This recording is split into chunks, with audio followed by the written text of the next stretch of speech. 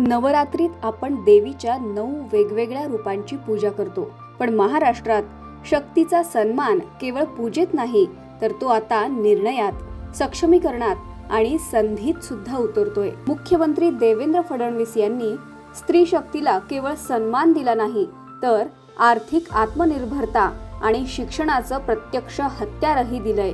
मुख्यमंत्री माझी लाडकी बहीण योजना, महिन्याला 1500 रुपये थेट महिलांच्या खात्यात जमा होतायत। हे फक्त आर्थिक स्वातंत्र्य नाही तर हे आत्मविश्वासाचं बळ आहे, ज्याचा उपयोग अनेक महिलांनी आपला व्यवसाय उभा करण्यासाठी केलाय। लेक लाडकी योजना, जन्मल्यापासून 18 वर्षापर्यंत असे टप्प्याटप्प्याने 1,01,000 रुपये मुलींच्या खात्यात जमा होतायत, ज्यामुळे शिक्षणासाठी आर्थिक पाठबळही मिळालंय। महिलांच्या सहकारी संस्थांना वाव, राज्य सरकारकडून शासकीय कंत्राटांमध्ये महिलांना थेट संधी मिळते। कामाच्या आदेशांमध्ये महिलांचा सहभाग, अधिकार आणि हिस्सेदारी निश्चित केली गेलीये। या योजना केवळ कागदावर नाहीत, शक्तीची पूजा मंदिरात होते, पण तिचा सन्मान सरकारनं योजना राबवून केलाय।